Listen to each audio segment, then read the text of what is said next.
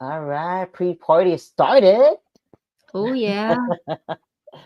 Yeah, we're just being live early, so that way, if any of you guys are on sooner, than 7 o'clock, then we could, you know, I talk know. We can about more chill. personal stuff, chill, Yeah, we'll chill in this crazy rain. I'm glad it died down a little bit so our internet won't be all cut off.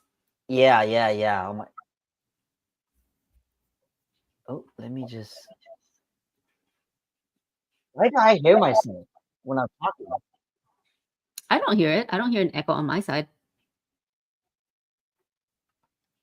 Why do I hear myself? Maybe you're just very loud. Just kidding. No, it's not that. I oh wait. Charles just came. Hey, Charles, you made it, Hey, buddy. Charles! I can hear yourself too. Yeah, you can hear me when I'm talking. It's what Oh, is that's it? Mute weird. your microphone really quick, Lisa. I'll do it for you. What about now? Can you still hear me? Oh, I it's can hear you. I can hear you, but I can't hear the echo. it's from Lisa's mic. Oh, that's why we didn't use a mic anymore because my mic picks up echoing. So how do I turn it off? Oh, I just unplug it, right? You just unplug it. But and then now we can't hear you anymore. Yeah, but then you have to set another mic that's coming off your computer or whatever. You're gonna have to get your IT guy now to come and reset your mic in the settings of StreamYard for it not to use your actual microphone anymore and to use something else. I can't hear you. Lisa, I still can't hear you. This is why the pre-party starts right now. We still need to get all these things in line.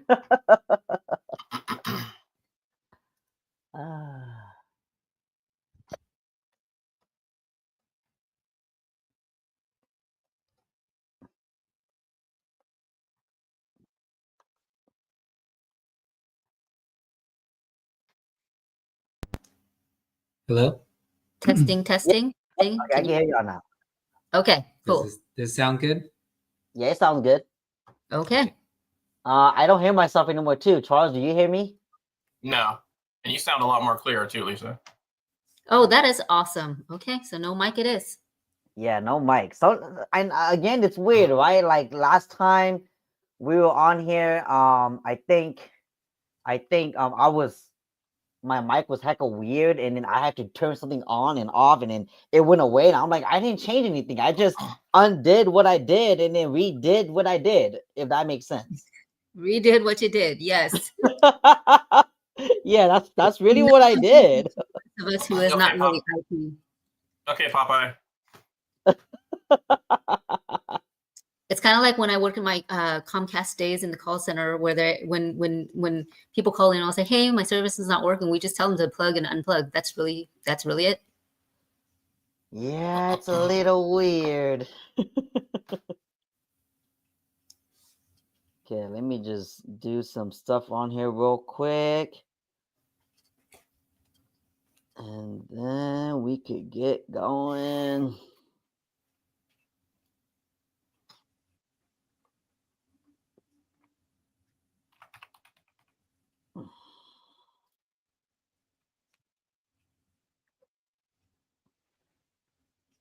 Okay. But at least we got the sound out of the way. All right, Charles, you ready for today's title, man? Did you get to see the title, by the way? No, I didn't. All right. Well, housing market warning. A little concerning. A little concerning. This should be interesting. Yeah, we're just gonna react to the video, and then we're gonna talk about today's numbers, data, and then fraud in the mortgage industry. Lisa's gonna cover that, and then kind of going through some old posts here to see how it all relates. So that way everybody could kind of get to hear our 2 cents on it. But hopefully everybody hears us okay. We just did a bunch of sound testing before this, and hopefully we're good. If we're not, Oh, what is that noise? What That's is Star that Trek. noise? Is That's that you, Star Trek. Charles? Yeah, that's my transporter. I forgot to mute my phone. Oh, speaking of that, I need to mute my phone too. Somebody was beaming me up. That scared me for a second, bro. I was telling Lisa, Charles, the other week when it was just last week when it was you and me, and we did this pre-party first, and at 7 o'clock we turned on the countdown. Well, I forgot to turn on the countdown. You're like, come on, turn the countdown on, and it was different music. It wasn't the same music, so it felt Yeah. kind of weird. It's not cool. I need my music back.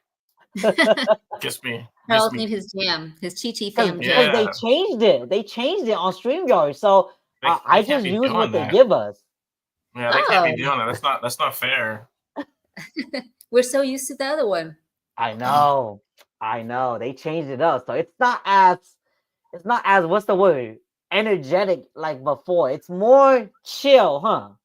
Mm-hmm. It's more chill. Yeah. I need the old one back. Oh man. Okay. Well, I'm looking forward to today's topic. We'll start in like 2 minutes. Just to wait for everybody to come on, and then from there, we'll go over housekeeping, all of that jazz. Hopefully today's a good one. If you guys have any comments or questions, like I said, just put it in the comment section. Don't forget to like, share this video with people you know that might be interested in the topic we're talking about today. And then let's get this show on the road. Yeah.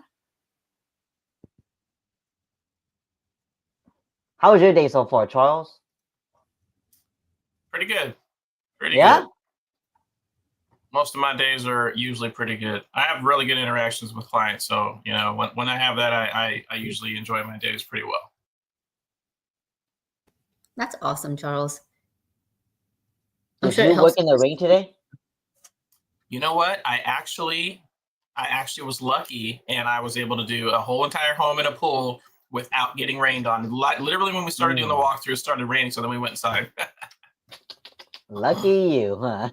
Yeah, I don't have to wear my ridiculous rain hat. I know. Right now is the season for like flus and colds and fevers. Yeah. Mhm. My nephew, I think he has a fever or he's getting a cold, and we went to go visit him yesterday, and now Ronan is feeling a little off. Because today the whole day he was just feeling a little off. He puked earlier. So I'm looking forward to that. Oh man, yeah. Whatever's going around is pretty rough. Most of my friends' kids were sick.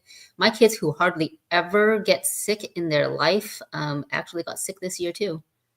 Yeah, it's getting around. So normally when all the kids are done with theirs, it's the parents. But hey, it's 7 o'clock. I'm gonna put the countdown. Y'all ready? All right. Let's do it.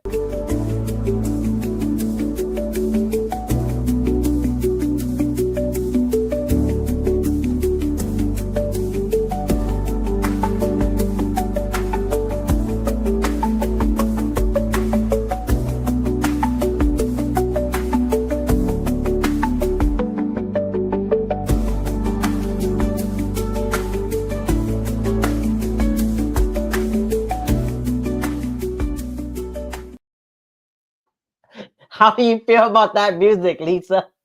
I don't like it. It's different, right? But I saw Charles; he was rocking too. He's getting I'll just talk to that. acclimated with this music.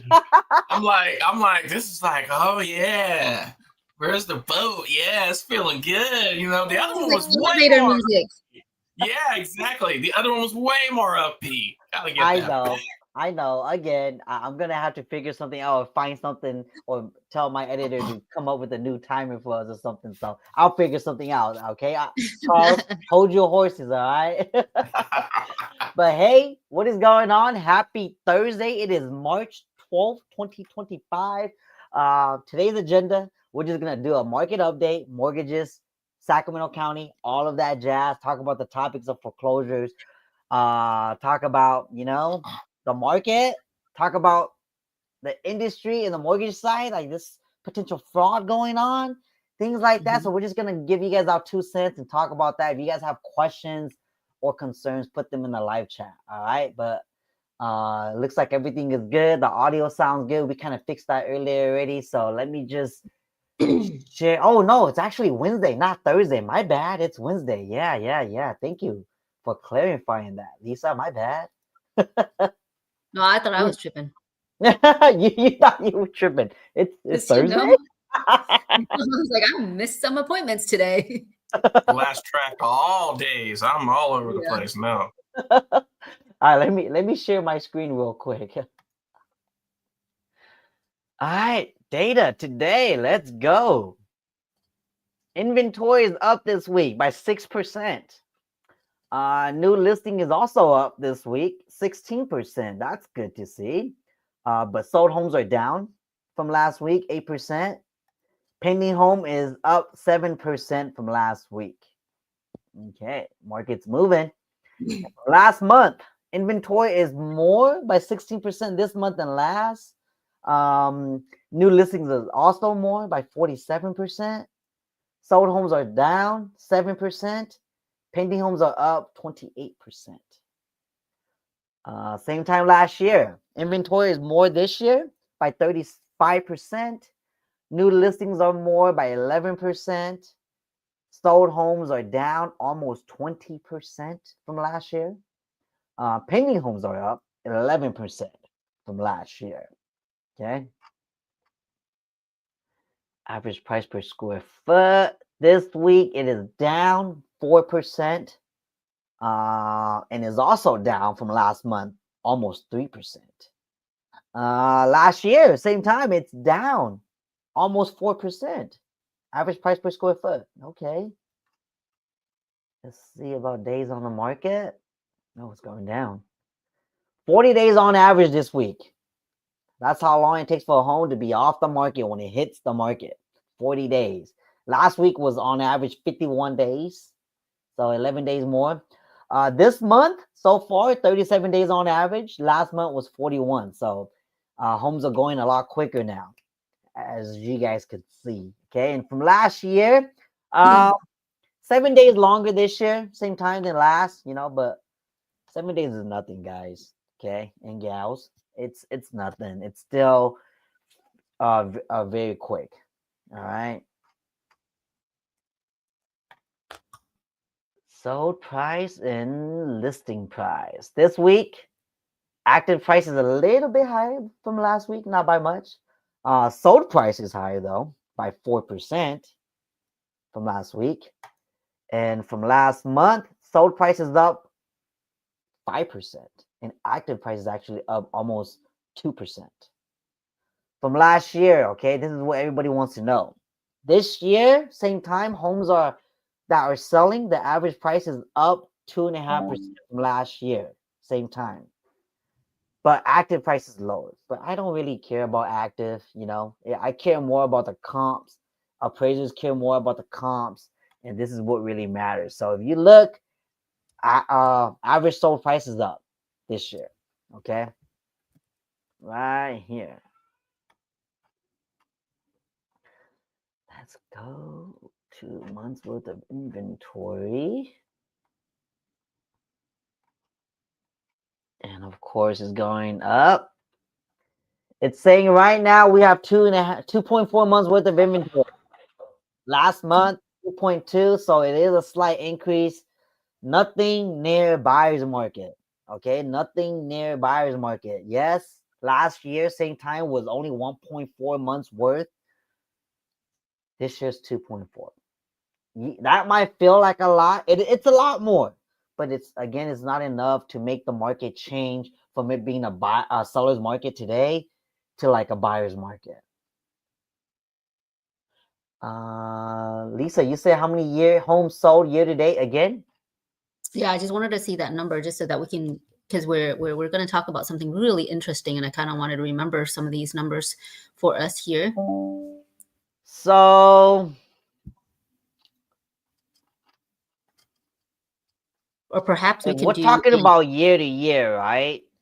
Yeah. Let's say what is the numbers for how many homes were sold in Sacramento County last year total, Gia, and then how So much? last year, so it's kind of it's gonna be hard. It's not gonna show on here because this is just on a monthly basis, right?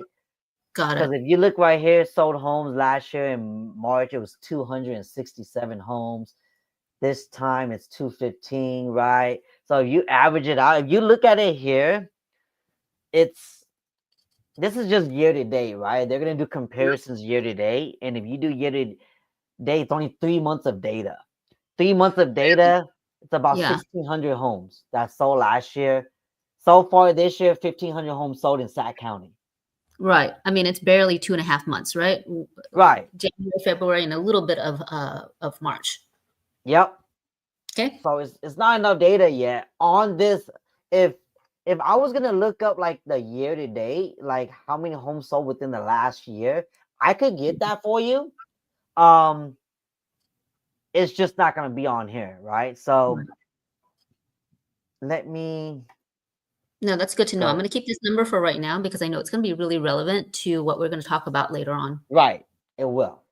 It will. So that's the market for right now. We're at 2.4 months worth of inventory right now for March. But remember, March has not ended yet. So by the end of March, we'll have more accurate details on the monthly inventory. Let's jump over to the mortgage side. Ooh, it went up from last week. It did. I mean, even from last Monday to now, it's been teetering. The lowest that it's been is 6.7, and that was on a Monday. Okay, guys. Yeah, 2 days ago. Only 2 days ago. And the Monday before that, it was at 7.125. So yes, you're going to see differences. It's not as crazy as the stock market where you're talking about like 2% to losing 40% in interest rate or anything like that. Okay. And when you do these pricings, understand that there's so many uncertainties in our economy right now. The prices of a lot of things are going up. The tariffs are not going to help with that either. So they're going to have to balance it out. And it's not just one thing. It's a job market. It's inflation. It's what can we carry? It's amount of debt that we still have. The amount of debt that we're still trying to sort out as a nation. So many things come into play that can skew this very, very differently. Yeah. I mean, look right here. Treasury. Mm-hmm. All of this. I mean, the stock market is crazy right now, too, guys. It is absolutely crazy. It is absolutely crazy. I mean, we lost more than 40% in stocks in just 1 week. So just imagine how devastating that would be. And they're trying to increase the and make it more favorable to buy bonds and everything like that, so that we can have more favorable mortgage. But right now, cash is king. Everybody's holding on to see what's going to happen in the next few weeks or months, or even this whole entire year. So far, this year has been very, very unusual. Yeah, I can see that. Mm-hmm. Well, I just hope everything goes back to normal and turns out a little bit better, because I know I'm not the only one that feels that way. Mm-hmm. Charles, do you have any stocks, bro? No. You don't touch any of that, Lisa. You do a little bit, right, Lisa? A little bit. A little bit too much. I Oh don't want to talk. no, so that mean you do a lot. I don't want to talk about it, y'all. Okay, all right, we're not gonna talk about Oh it. man, yeah. It's like it wasn't pretty. It's funny because like when it's low like that, when it's all red like that, it's all on sale, right? And you want to buy. But when you've lost so much on the ones that you've already bought, it's kind of like, it's a tough pill to swallow. It is. Yeah, I So dabbled a little bit, and then I'm like, I'm good. I know it's literally gambling, bro. Don't fall for it. All right, don't fall for it. But going back to this, okay, this chart right here. Yes, we're still in the sellers market, but I ain't gonna lie. Sometimes it feels like a buyer's market in certain areas. All right, like I'm in Sacramento, so I was curious because maybe I'm the only one that feel that way. So I put a post last week, right, on the 6th, and I said, how do you feel about the real estate market? How's it doing? Is it a buyer's market or seller's market? Ignore all the gurus and experts. What do you think? And here is some of the response, right? This person says, still a seller's market with some advantages for buyers that weren't there before in the past 2 to 3 years. Yeah, that I agree. And here's the thing too, guys. I mean, we go through so many contracts on the lending side and everything like that too. And I've yet to see something come in just this year. Okay, even last year, I can't remember one that didn't have a multiple counter attached with it. Mm-hmm.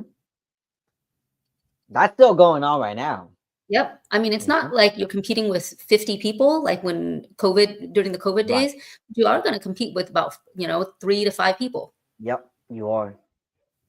And remember, when you are receiving a multiple counter, they're most likely choosing just the top 5 or top 3. So that means there may have been more offers, but it may have been similar. So they chose the best to send that counter to. So just remember that as well. If your agent's not telling you that, I'm telling you that right now, okay?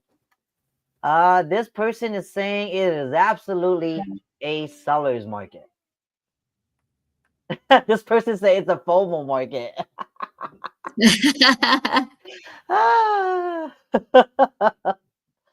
FOMO market. You guys think it's FOMO? Point. You guys think it's FOMO? I don't really feel like it's FOMO. I feel like people are waiting, like they're waiting so that they are missing out. You know what I mean? Because they're because I don't think they're fearing missing out because they'd all be trying to jump in and get on it. But yeah, I think the people who have that FOMO have been looking before even COVID. Well, let's keep going. Let's keep going. Crystal says, depends where you live. I think it's a buyer's market now. She thinks it's a buyer's market. Well, she must be listening to Chia Talks. Data. It makes sense. Why would you say that, Lisa? When did I say it was a buyer's market? We talk about this almost every single time, guys. I mean, you don't really specifically say buyer or seller sometimes. We just show the numbers, right? And Chia, say it one more time. How many months does it take and how many months consistently does it then become a seller's market? So again, going back to this chart right here, right? When inventory is over 3 to 4 months worth of inventory, preferably 46 months around there, consistently, like at least a minimum of 3 to 6 months, okay? Then that's when you start noticing that it's a buyer's market. Right. And remember, another thing too is price. Okay, price plays a big factor too. The red is the price, right? When you start seeing this going down along with the inventory going up consistently, then that's when you kind of have an idea, oh shoot, it's starting to turn. But remember, last year nobody felt it was a buyer's market. For sure it was a seller's market. And look, this year sold prices up 2.5%, same month. So you have to take all of this data into consideration to help you decide what type of market we're in, And if you feel certain areas in your zip code or subdivision feels like a buyer's market, maybe it's because there's no inventory. Maybe it's because there's a lot of inventory in that area. And I've seen that, because if you start comparing macro to micro data, then yeah, it definitely changes by a lot. Okay, but that's interesting. Can you tell us, okay, so basically homes sold year to date is 1583 from what I wrote down earlier, okay? But that's only for 3 months worth of data. Remember that. That's only 3 months worth of data. Not even 3 months, right? Just a little over not even 3 months. Shy of 2.5 months. So what would make that number? What number would it be in order to make it that 3 months? Does that show, does that chart that you share with that? Like, hey, if we sold 2,000 homes in this area, then it would have been 3 months. Or if we sold 6,000, then it would have been 6 months worth of inventory. How do So, we understand that data? so if you look at here, let me just share this, okay? This is Okay. sold. If you look at the sold, this is comparing month to month, right? Mm-hmm. If you look, it's averaging every month. We're averaging like about 600 homes a month, 600 to 700 homes. Okay, so if you just really gotta times that by 12 to get your Okay. yearly, right? So let's just say it's 700 homes. Okay. So that means on a yearly basis, we're probably selling in Sacramento on average maybe 88,000 homes, give or take, in Okay. Sacramento County alone. Okay. But again, that's just me doing really, really fast Chia talk math. It's probably very, very off. Okay, Chichi fams. But I know where you're going with that. It's for an upcoming topic. That's why I Yep. leave so 8,000 homes. Okay, just give or take. Let's just say that. Okay. Okay, so she says it's a buyer's market. Esther says it's a seller's market. Looks like seller market to me. All I hear people talking about is not enough homes. What's available is too expensive for them for their first home. That is the truth. That is the truth. This person says it's neither. Says the property on the market for over 30 days and the buyer that wants to buy it, but still too high. Ada says for sure it's a seller's market with how things are flowing. I feel when it's more in the favor of buyers, the homes are at times easier to negotiate and more affordable per se. Still expensive AF. Depends on where. I offer 40K below and they accepted it. This wasn't too long ago. Okay. I wonder what he's offering. Seller's market, from what I'm experiencing, there. Oh, this is just a spam. Let's ignore that. Let's go on to the next one. Below the medium home price, it's a seller's market. I agree. Above the medium, buyer's market. I totally agree with that. Anything above the medium price, it does take a little bit longer for it to sell because you're gonna have less buying pool, right? Less competition and less interested parties. So I agree, Bobby. Until the supply problem gets fixed, it's going to be a seller's market for the next decade. Hopefully not. High labor costs to build, high materials costs, tariffs, parentheses, high rates, and recent fires, low inventory. All good points. It's going to be buyer's market this year and the next, then back to seller's market in 26 to 27. Huh. I wonder where they came up with this conclusion. Buyer's market this year and then back to seller's market next year. Okay. That's interesting insight right there.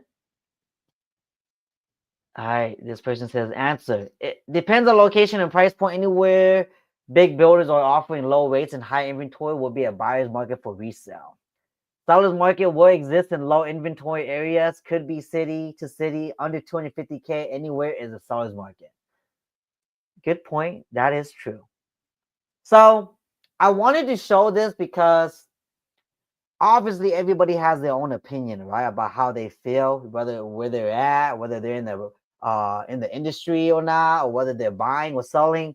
Everybody has their own opinion, but all of these things are good to consider because now you're gonna have to ask yourself, right?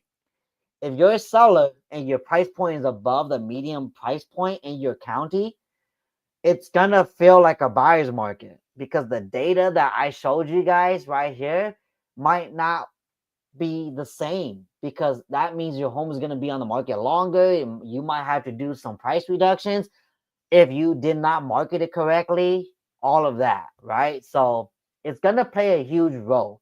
And the reason I wanted to share this with you guys about what people think is because it's going to kind of go hand in hand with what's going on in the next topic that we're going to talk about, which is foreclosures, right? Because obviously we need more inventory because we don't have enough inventory.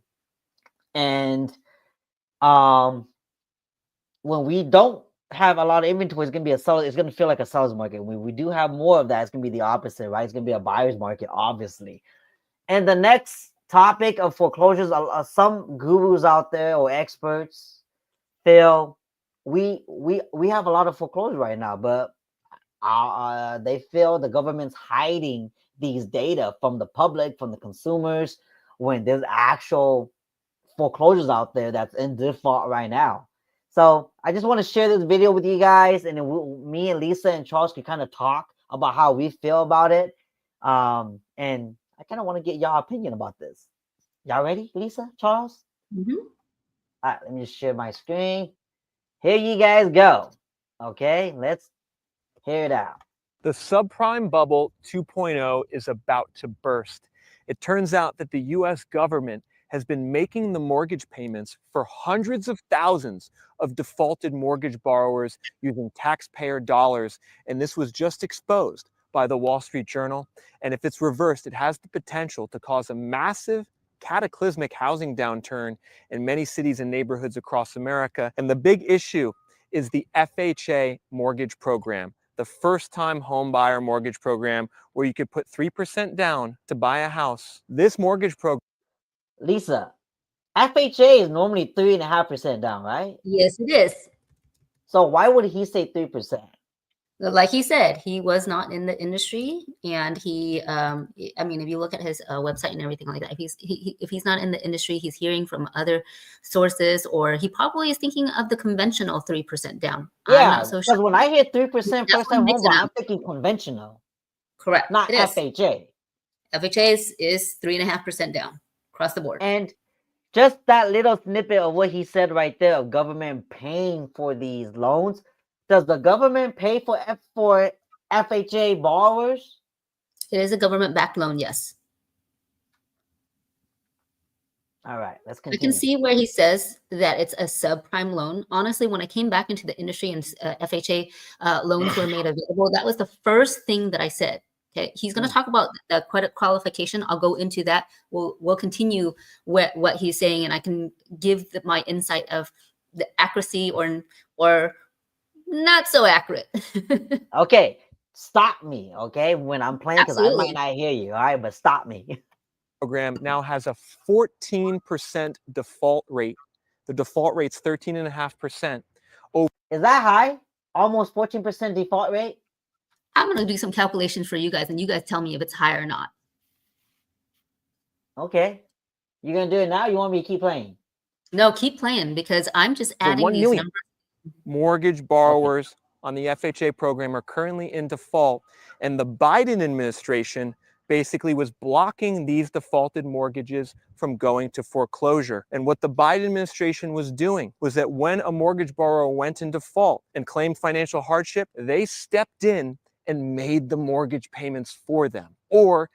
So what he's saying here is true to a certain extent, right? Because a lot of people that bought home, especially during Rona, right? 2020, they lost their jobs or they got cut back and they already bought a house, so they were in forbearance. Remember that time? They were in forbearance, and the mortgage company was basically telling them, hey, you don't have to pay us for a certain amount of time. And then after they resumed it, they did kind of like a loan, what was it? Modification. Right? So yep. I'm guessing this is what he's referring to, of the government helping to pay for it to prevent it from being foreclosed. Yeah, but aren't they adding it to the end of the loan anyway? How are they? They are. They're adding it.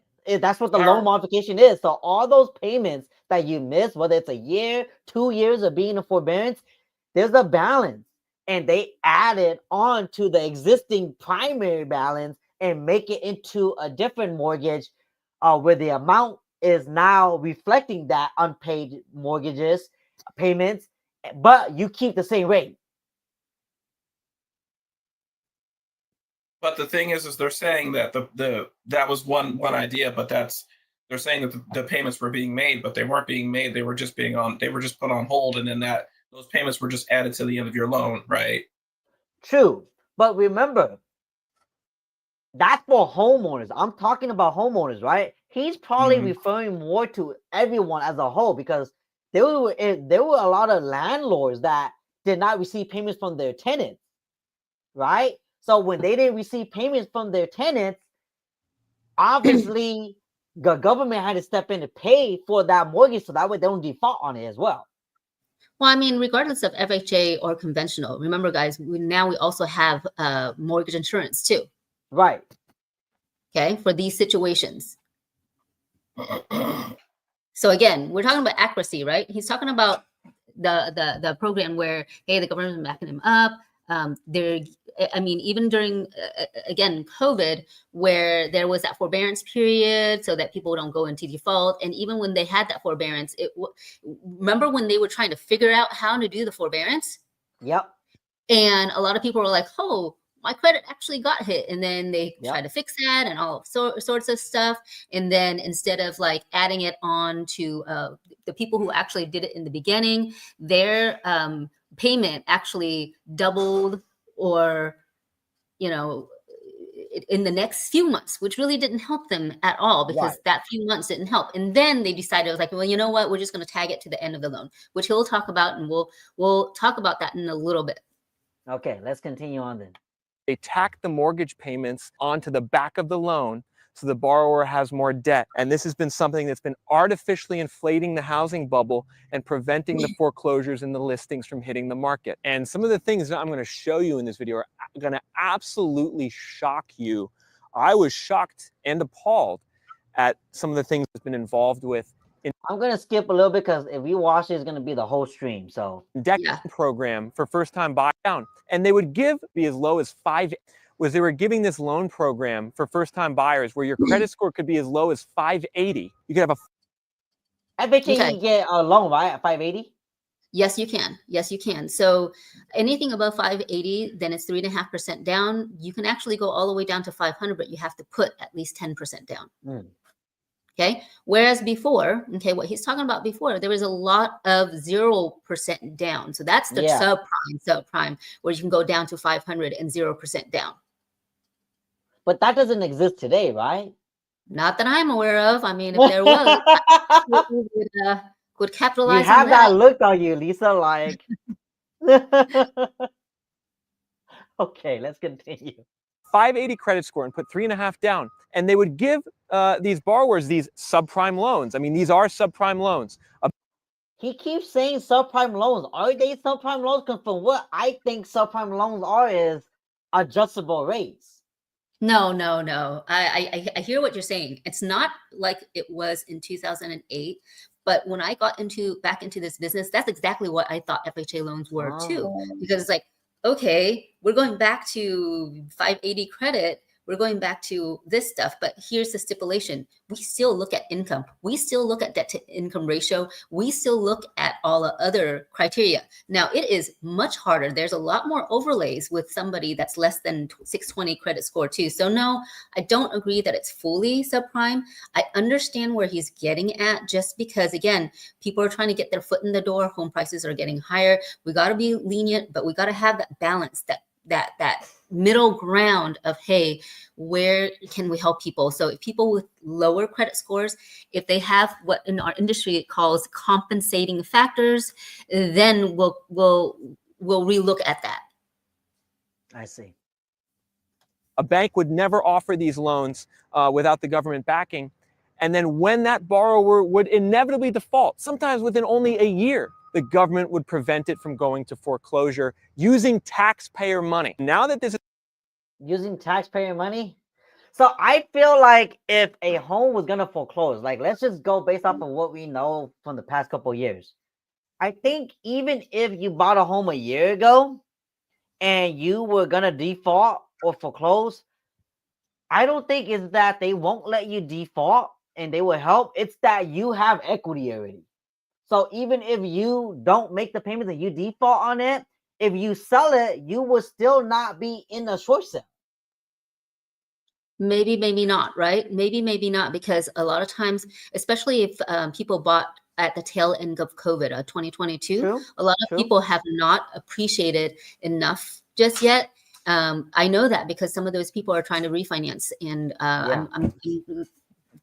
letting them know, hold on, wait for a little bit so that you don't have to put more money in. Some decide to put more money in. That's totally fine. Okay.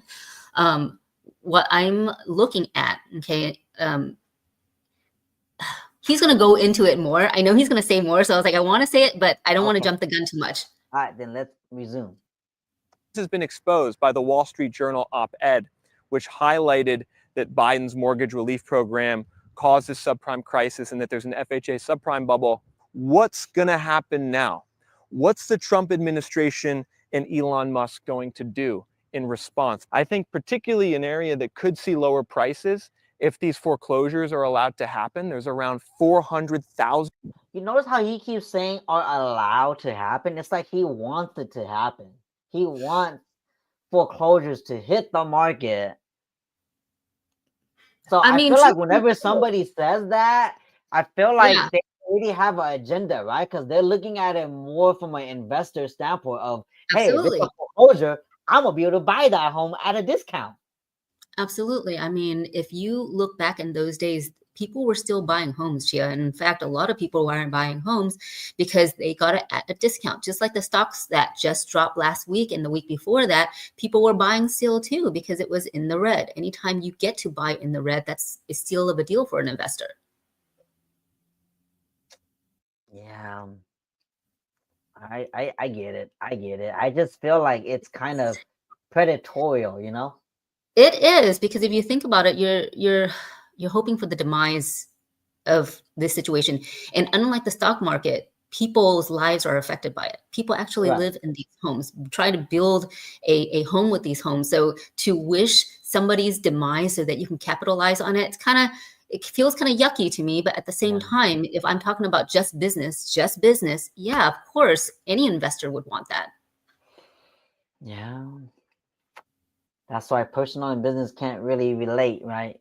Sometimes not. Backlog foreclosures right now that are being stopped by the U.S. government. I think if they're allowed to happen, we could see prices in a city like Fort Worth, Texas, where I am right now. We could see them drop by a lot because there's a lot of FHA mortgage borrowers here in Fort Worth. A lot of people have actually bought in home building communities from builders like D.R. Horton with FHA low down payment mortgages, and a lot of them are now going into default.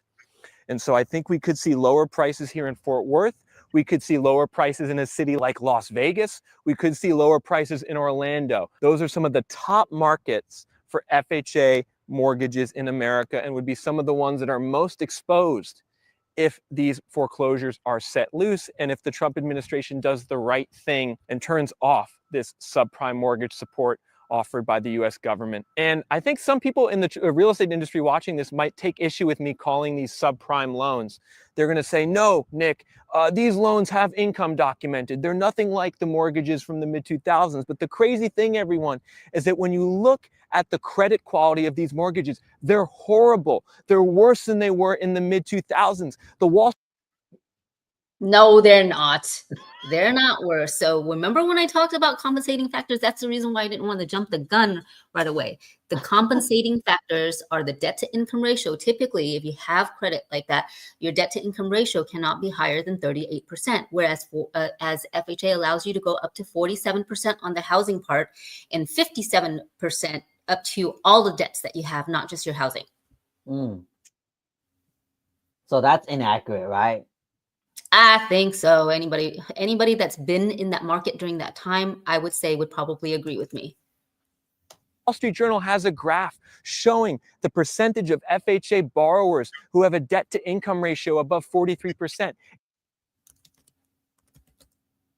See, I jumped the gun again. He said 43%. I already heard this. No, it's 47%, but we'll do the math later so that you can see whether or not 47%, 43% does make sense for a buyer. Is this scaring you, Charles?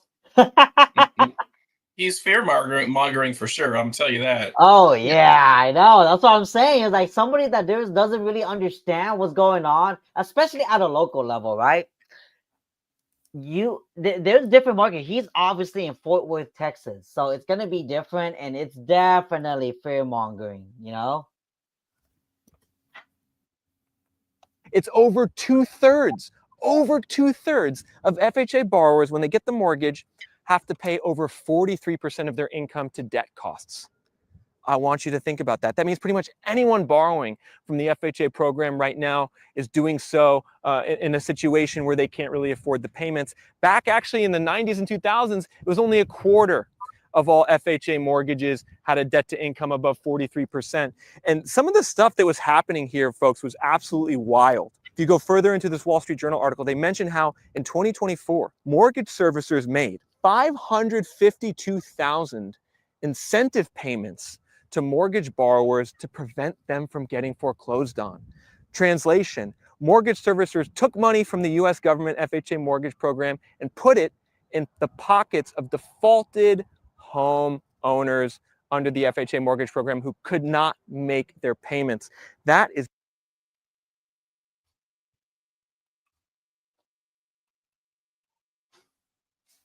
How do you feel about that, Lisa? Again, there's a lot of fear mongering on that. There's a lot of things that happened back then that not happening right now. So many other uncertainties, and it wasn't just first-time home buyers that got the 0% down. We're talking about negative arm loans. We're talking about documentation that didn't really need to be really documented. I don't know how else to really say that, right? I mean, It's like, no, Lisa, you make 200K, right? right, exactly. Exactly. And there was so much of that going on that people didn't have to really turn in anything. There were mortgage companies that were fraudulently making W-2s, making pay stubs for people, things like that. No, I can't imagine people to risk their license and jail time to do that now. I mean, people were being jailed the last time, but this time the guidelines are much, much more strict. So why would you put yourself in the line of fire for that? But again, people do it. Don't ask me how, because I don't know, but no, it is definitely not like it was then. is absolutely absurd. What's even more absurd is that in some cases, the government is automatically lowering the mortgage payments for these defaulted borrowers by 25%. If you go to the FHA mortgage website, it says very plainly, if you're in default and claim financial hardship, you could have your payments reduced by 25% with no contact. They could just do it automatically. That was going that on was a during lot. COVID. Yeah, that was during COVID, but but now if you try to do the same thing, they actually verify that you're going through hardship now. Back then, they did not, but now they do. Like, you can't just claim you're going to hardship now because they kind of caught on that people were just taking advantage of the situation, right? Because they didn't really have enough structure on how to like even deal with things like that, right? So now it's nothing like that. When you say you're going to hardship, you fill out an application and you have to send it in. They call you, they actually interview, they ask you for bank statements, they ask you for all of this to verify that, okay, when was the last time you actually got paid? And is that really enough to, so they verify now. So yeah, he is using some old data, or maybe the source that he's getting info from, they are using old data. It's not really relevant to right now, at least like from what I'm seeing in today's market. So I think I'm not gonna go anymore. You guys kind of get an idea of where this is going. If you guys want to look into this is the title right here. You guys can go and watch it if you guys haven't watched it. And if you guys have other questions, you guys can come back to us and then we'll answer the best way we can. But just know that a lot of this information, I feel like it's just fear mongering, and you really need to talk to like a local expert to kind of get the feel for how your market is doing. And everybody's situation is very different too. Me and Lisa say that a lot, to where you can't compare your shoes to somebody else's shoes. Who knows? Some of these people that are going through this, they might be doing fraud, and that was probably their intention from the beginning, And speaking of fraud, that's gonna lead me into our next topic of fraud in the mortgage industry. I'm gonna let Lisa talk more about this because it has a lot to do with that too, and maybe that might go hand to hand with this that he's talking about. So Lisa. Yeah. Did So you have front. anything you wanted to share about, like any slideshows or anything like that, or any posts? Oh, I texted to you. Can you post that? Hold on. Let me go back to Oh that yeah, text. yeah, I remember. Okay. Yeah, let me pull it up. Yes, please, because we text a lot. I know. We text a lot, and then sometimes we don't get to do it right away. So yes, we do.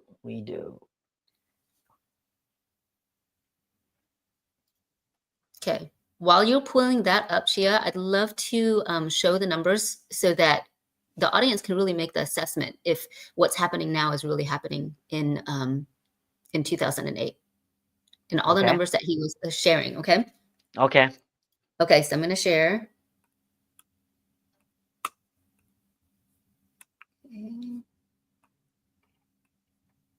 Okay. Let me know if you see my screen, guys. Very basic, simple math. Okay. I see it. There it goes. Can you Okay. zoom in a little bit? Yeah, absolutely. Okay. Earlier, when we were looking at the data, and this is why I asked, okay, we're looking at from the beginning of the year to now is 1583 homes sold, right? So on average from there, it's roughly about 2.37 months of homes sold in that time frame, okay? Now, if I were to do the math, and I will say in that 2.37 months, that means 667 homes, almost 668 homes were sold a month this year so far, okay? If I multiply that by 12, we get 8,015 homes, a little over that.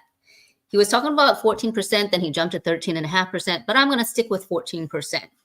14%, if 14% of these 8,000 and so homes, if I added that homes being quote unquote foreclosed on possibly, and instead of the government doing what he says they're doing and they put it back on the market, okay, let's assume that that's 14% is $1,122. We add that to the original amount of this 12 homes sold for the following year, okay? So the next year, if the next year is the same as the current year, let's just assume that for simple math, okay? Homes sold added with a foreclosed property is roughly about 9,137. Now, if I divide that by 12 months, we still have 761 homes sold per month. And this is the reason why I asked you earlier, Chia, if that was the case, are we still, if those homes actually went back on the market, then would we be in a seller's market?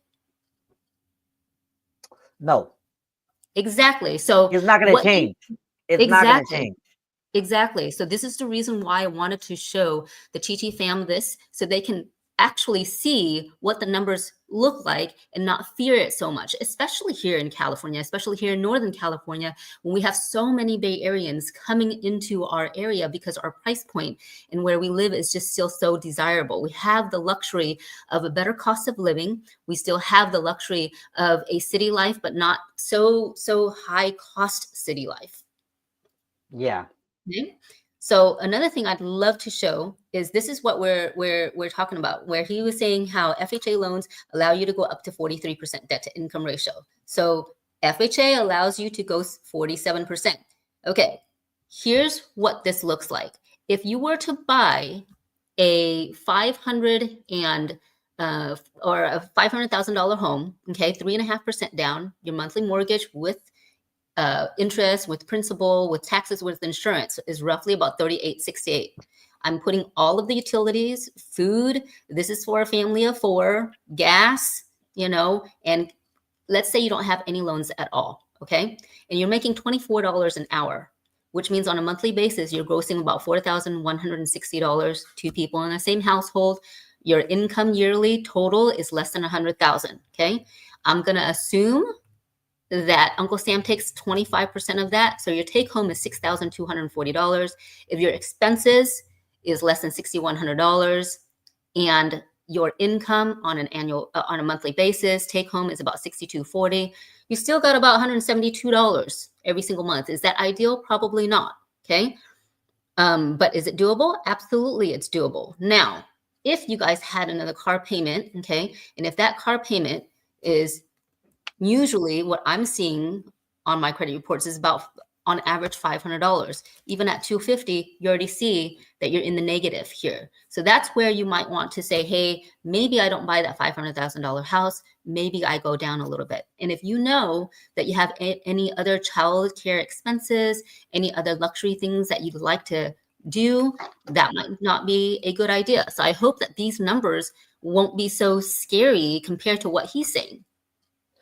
Yeah, and I like how you ran those numbers, Lisa, because I think as a first-time homebuyer, right, when they hear that they're approved for a X amount, it gets very exciting because it's like, oh my gosh, I for them it's like I made it, I'm qualified. But another thing that we don't, another thing that we want you guys to understand is, yes, you're qualified for that amount max. Doesn't mean you should use that max amount, because again, that means your DTI is stretched to the fullest. And if an incident like insurance rate goes up because the way the California is right now that we're seeing, or just anything in general, then you kind of shot yourself in the foot because you stretched your DTI to the max, and then insurance went up 5%, 10%, and then you can't make the payments no more, and then you're forced to sell because you can't afford it because your house poor now, or you might need to change your lifestyle drastically, right? So me and Lisa always advise first-time home buyers to not stretch their limit. If you find out you're qualified for 500K and that's your max, maybe you're probably going to be more comfortable buying a home at 400K. Let's be real, because one of the things that Lisa didn't put on that budget sheet is probably me time. What if you like to go fishing? What if you like to go shopping? That's not really included in that budget, So I think some individuals don't really take that into consideration, and I get it. A lot of experts in the industry don't really do a good job reminding first-time home buyers about that, and I ain't gonna lie, sometimes when I bring these things up to a first-time home buyer, they get jaded because they were so excited, and then now I'm telling them, hey, maybe you should just buy a 400K home, because again, that way your lifestyle don't change. They don't really, some people don't like to hear that, and then they end up firing me. And I get it. It's okay.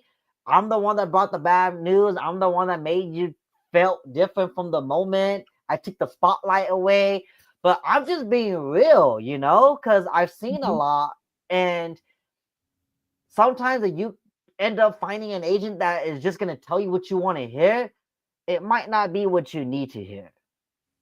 Yeah. And it's hard, and I get it, but yeah, that's why me and Lisa have these conversations with our clients, first-time home buyers. Yeah. We educate them. We want them to know everything about their loan, so that way they're as much involved on it as we are, and they know everything about it. Lucy says, so true. Just because you're pre-approved for that much doesn't mean you should buy it at the max. Yeah, absolutely.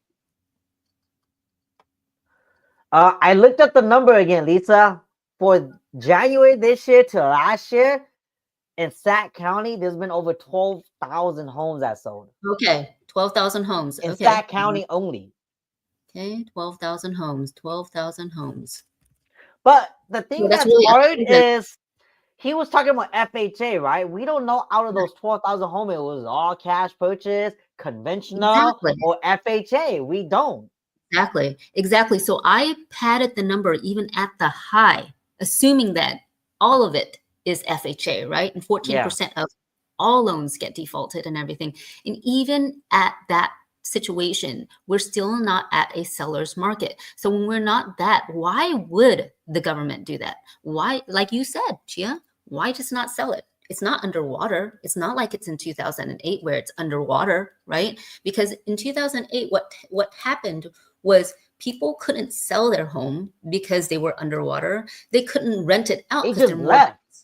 right? They couldn't rent it out for the amount of what they got for their mortgage because their mortgage kept rising because of the ARM loans or the negative ARM loans that were even worse than the ARM loans. Okay, so now it's dang if they do, dang if they don't kind of situation. They Yeah. couldn't sell it, they couldn't rent it. So now what they did, they're stuck. They had to short sell it because short sell would have affected them a lot less. And back then, people didn't know that as well. People didn't know that they could short sell. They didn't know that that was the option. Oops, sorry guys. Oh, no worries. So you know what's funny? I spoke to a client recently, like maybe a few months ago, and they were gonna apply for the forbearance, and Mhm. that's how I know about all this. That's not accurate from what he was saying is because they reached out to the mortgage company, and the mortgage company told them, okay, why are you applying for forbearance? And they're like, oh, we're going through hardship. Okay, let me verify your information and all that, make sure that you're really going through hardship. And at the end of the day, they decided, no, you're not really going through hardship. You got to make the payment somehow. And then they were basically saying, can you at least help us lower the payment, do a loan modification or anything like that? And the bank literally told them, no, we're not. If you really can't make the payments, sell your home. You have equity. That's what they told her. That's what they told her. Sell the home. Yeah, If you can't make the exactly. payments no more, you have so much equity, ma'am. Just sell it. You'll be done. You won't have to worry about making payments anymore. And you actually put some money in your pocket. That's what they told her. Yeah, I'm not Wow. surprised with that. I'm not surprised with that because when loan modifications were happening in the 2008 realm, it's because people did not have any, and the banks knew they didn't have an option to sell. Now that they have leverage, it was like, no, just sell it. They don't care how much money you make as long as you're able to pay them back, right? Yep. Yeah, Yeah. banks now are hiring people to be savvy. Yeah. And on top of that, it's like a lot of times you're not going to get this hardship. Sadly, this goes for any debts that you owe. They're not going to really understand that you actually have a hardship until you miss at least that first payment or two or three. Because for And then that them, would, remember, they're not looking at it from a personal matter. They're looking at yeah, it from a business matter. correct. And really, what they're going to ask you first is when they look at your expenses. I'm so sorry, guys. I have a fur baby that's just going crazy in the All background here. good. He wants to be part of the live. He does want to be a part of the life. He loves people a little bit too much over there. But So, right, so just so we don't get carried away, I was speaking about fraud earlier, right? That might have something yeah, to do with the data that person was talking about. Lisa shared a link with us in regards to a lot of what? Can you share about it? Like mortgage lenders getting let go because of fraud or yeah. mortgage So for brokers? some reason the link is not opening up anymore, but basically what it is it's been happening. One of the most obvious fraud is occupancy fraud. What that is when a person tries to get a loan and says, okay, when you get a home for a primary residence, not only do you have the leverage of putting less down, okay, you also have the privilege of having a much better, more favorable interest rate. So sometimes people who actually want to rent out their home say that they're going to live in this home, and that's one form of occupancy fraud. The other part of occupancy fraud is where I think he's alluding to, where people are utilizing, well, I don't own a home just yet. Why don't I just use my first-time home buyer and rent it out? Which you can. You can rent out all the other rooms if you have a single family residence. You can rent out the other units if you buy a multi-unit up to 4 units on an FHA, which is, I personally feel, is very, very lenient. But if you purposely never lived there before, they have ways to fine. And it is not just a fine, but it's also jail time for up to 20 years. And people are getting more and more caught. Now, we also get fraud reports, which amazes me. As mortgage loan officers, we actually have to do our continue ed every single year. And our real estate agents and mobile notary, you guys get 4 years. Yep, we Nice good. to be you guys. For us, it's I every wouldn't year. say that because you deal with a lot of money, so that's why you guys got to go through all that. We just show homes. No, you and guys do more. negotiate and all that. Yes, but realistically, those guidelines are in place so that 2008 doesn't happen. But does it still happen? Yeah, there's a lot of people who still know. There's loan officers that know that these people aren't going to live here, but they're going to continue to do that loan. They're getting more and more strict with that. We just got that report, the one that I sent you guys. Over 150 brokerages were caught in California. This is just California brokerages. And it's not just a fine to the loan officer, the brokerage, it's to you as the consumer too. So don't do it. It is not worth it. Okay. There's many ways that you can do real estate and be very successful in it. And if you, especially when you're utilizing a government loan, and FHA is a government loan, you know, VAs have been caught as well. Okay. USDAs as well, but FHA is more common because most people can utilize FHA loans. And when that does happen, that number may be in this situation. I just have a hard time believing that the majority of the default is because of that fraud. I don't think so. Yeah, just because there's so much writing on a loan officer doing that, that I can't imagine somebody going into this profession, which is already stressful enough, to always have to look over their shoulder and wonder when they're going to get quote unquote caught. Because if you were ever, as a mortgage loan professional, if you're ever caught once, they're not just going to say, okay, this is the fine because you did it one time. No, they're going to look at every single file. And this is the reason why we're now licensed. Every single loan that we write, we have our license on that. And if there is a number of defaults that is a consistent pattern, we lose that license. They're going to look at every single file and they're going to fine us for every single file that they find. Lisa, can you talk more about you guys losing your credits or certificates working with investors or banks that if, let's say, they default too much or they refinance too quick? You know what I'm talking about, right? You know what I'm talking about? Absolutely. Can you share more about that? Because I feel like you could talk more, better, and more in detail about that. Because when I share just that topic alone to first-time homebuyers or individuals, they're like, "What are you talking about?" Yeah. So there is a percentage, right? Usually the rule of thumb is 10%. If we write loans and more than 10% of the loans that we write for people, okay, go into default, we're going to get audited. Do they judge that based off of your whole career or based off of the first year, Whole every career, year? our whole entire career. So the longer that you've been in the career, obviously that number is going to increase, right? But it's not just a hard number. It's like, oh, 10%, you hit that threshold, because you never know what's going to happen, right?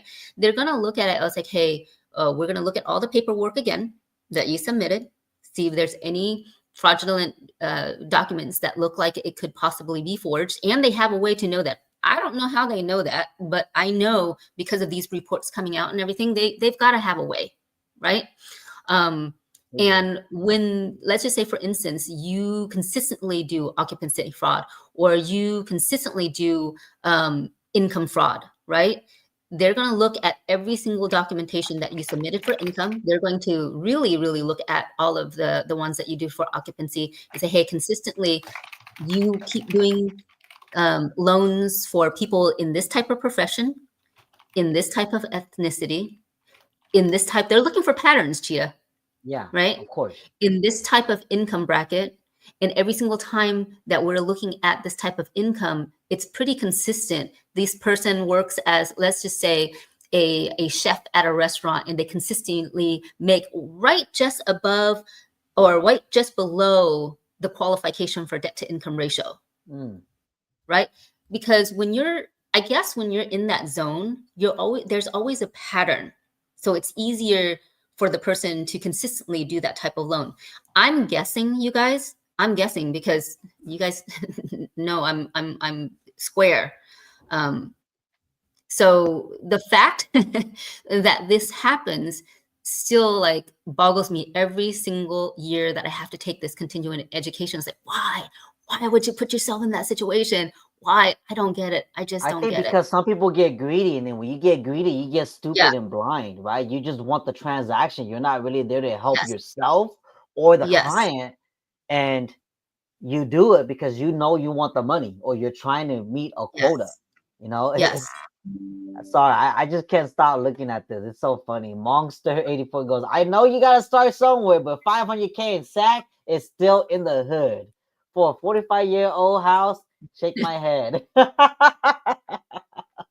Where are you buying, man? 500K is not really in the hood in SAC, dude. Yeah, it's actually pretty darn good. You It's just actually probably pretty need to decent. have, You want to yeah, know what's in the hood, dude? If you really want to know what's in the hood, you're probably buying a home that's like under 400K. You know, that's really in the hood. Unless it's a brand new build. I have seen like brand new, fully developed from the ground up in the hood going for like 450K. I have seen that, which is crazy because the surrounding comps are like 350. And just because it's brand new, they're upping it at 100K. You know, I get it, it's new, but man, they chose the wrong spot to develop because it's gonna Well, well, but be hard. there was a big open spot, so they're There like, was a let's big open build. spot, so they had to do something right instead of it being an alley open. I get it. We just did I one of those. mean, We just did one of those. Yeah, uh, it's like a brand new Monster, home, and everywhere else is like, oh shoot, Oh, I'm in the hood. yeah, right? yeah. I have to say, either your standards are really high, which is really really good, or you just haven't had a realtor to find that needle in the haystack for you. It's really not. I got one that I'm just about to do next week. It's Yeah, 349, and it's. I mean, it's smaller, but it's 349, 31. I mean, it's still decent, and it's not in the hood. You know, I mean, it's in a decent area of Citrus Heights. So I mean, you know, you can find good stuff. You like you said, you just gotta find the right house. yeah, Monster, absolutely. bro, you gotta call me, man, because 500K, dude, I could find you something out of the hood. I guarantee you, bro. Exactly. I actually have a client that wants to sell me one of his houses in Elk Grove for less than 450, two bedroom, one bathroom. So there is that. There is. Hmm. 500K, you can find a lot, dude. Yeah. Amandi's Secret Garden You says, just got to must know be the from right the people to inside, find you the like right the houses. 300-year-olds collecting Social Security money is actually people in government scamming. Oh, for the scamming part. Yeah. Problem like school bond fraud. They even have law enforcement in those cases. Oh, she's talking about the fraud in regards to mortgages on Yeah. how I think a lot of times, you know, when it's fraud, I mean, not every broker out there is gonna be a good apple, right? There's bad apples everywhere. And then again, not every client out there is a good apple too.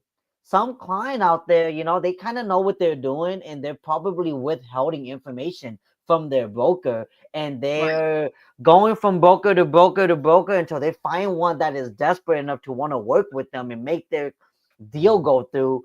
Absolutely. And then, I mean, uh, we had this client, right? A few months ago. I think Lisa, you're gonna remember this. They were going through the buying process for the first time, right? Yeah. And well, the individual, I'll just say it's the individual, it was only them. And the individual, we'll just call this person Joe, okay? Joe was trying to buy a home and he was not giving all the information to that lender. And when we got in the middle of escrow, it all went to crap because we found out that Joe was not legally divorced. And I so remember that. and I then remember you his asking about that. separated, notice how I'm saying Yes. separated, his separated wife did not want to sign over the consent for him to buy a home. Yeah. So he couldn't get the loan. And we were literally like a week away from closing. So we had to close and we're like, how come you didn't tell us that you were still legally married? And then he's like, I didn't thought it mattered because we haven't lived with each other for over like 5+ years now. I'm like, but you guys are still legally married, you know? Like, Some people that's don't very realize that. important information. Yeah. Some people, I don't think he did, for sure. I don't think he did it on purpose. There's a lot of people. I've had Probably quite a not. few. He just didn't want, maybe when he was going through it, he didn't want to think about it, you know, because he Yeah. moved on. And so it just, time went by, he just forgot about it. I get it. But Yeah. that's what happens. Sometimes people do get placed in that kind of unfortunate event to where they do things that's unintentional. We'll say that. So I'm going to say this too, okay? A lot of people think that if they go to the broker, it's the broker that's going to get in trouble and stuff like that. I'm clean free. No, you're not. When they audit at the loan officer, they audit everybody. They audit the realtor, they audit the title escrow company, they audit everybody and the consumer as well. Okay. So when they have fraudulent documentation or any information that's not true, they're going to ask everybody. Everybody's going to have to see their story. Story's gonna have to be similar, right? Yes, yes. And whoever story is not quite there, that's the person that they're going to depict. Now, the other thing is too, is like there have been incidences where I've turned people away because I already knew what they were trying to do. I was like, hey, I can't do this loan for you. Okay. And I'm always on the fence of saying something. And here's the other thing too, as a loan officer, our job also is if we suspect any type of possible fraud, not fraud, possible fraud, it is our fiduciary duty to actually report that. So a lot of times if the loan officer reports something, okay, it doesn't get reviewed or looked at until months, sometimes maybe even years later. But then the consumer goes to another loan officer, you know, he says, well, I told this to loan officer number 1, she didn't buy it. So I'm going to spin my story a little bit different. So loan officer number 2 won't know and everything like that, right? And then that person finishes the loan, does all of the other stuff. But because loan officer A had already done that report, they're going to look at that. Oh. Okay. So that's the other reason why they're going to get caught too. Yeah. Well, I'll close with this. If you're an agent and you help a buyer out and the buyer is telling you, oh, I went through multiple agents already, they weren't able to help me, maybe hopefully you can, just be skeptical about that, because something might have happened, you know, like it could be a scenario like what Lisa just said, what I just said, and they're trying to change up their story now to where they could find somebody that doesn't know anything about them and then be able to buy a home, you know. So just know that they're sus, okay? just know that, man. Because it is so hard to get a license, but it is hecka easy to lose it. Yep. Okay? So remember that, all right, experts? And you got anything to share, man? Charles, man, you've been comfortable with your couch and your piano, you know, like you got anything to share before we close out? I was just about to go back there and start playing, you know, get a little bit of music going, you know. No, just, you know, one of the things is just, you know, I feel like the more that social media is mainstream and everybody's using this, I mean, more people are using this as their actual news source and their source, especially young people. And you really have to vet the information that you're getting. Don't just believe this stuff just straight off the cuff, because most likely it's not good, you know, valid information. You need to talk to experts and people that have actually been doing this for years and that actually can help you and give you the right information. Do not just take this stuff that you see on these even the news sometimes. Oh my God. You just really have to watch it most of the time, really. But you have to make sure that you're really and don't just go for it with one person. You know, ask multiple people and get, you know, multiple information. It's just like what they always tell you when you have an issue with your body and you go to the doctor, you know, get a couple of opinions. Same thing with your car. Get a couple of opinions, you know. Don't just take the word for these social media things, because most of the time, as we've seen, you know, a lot of times Chia shares these videos. A lot of this stuff is craziness. It's just fear-mongering craziness. Yeah. It's because they have a different agenda. They want you to buy their app, their course, or something. You know, so just be aware of that. But all right, man. Thanks, Charles. Thanks, Chichi fams. We're gonna let you guys go. We went over. I know it was a lot, but there was supposed to be more. All right, so we're just gonna end it here. Thanks for sticking around. Thanks for all the comments. We'll let you guys go. See you guys next time. Peace.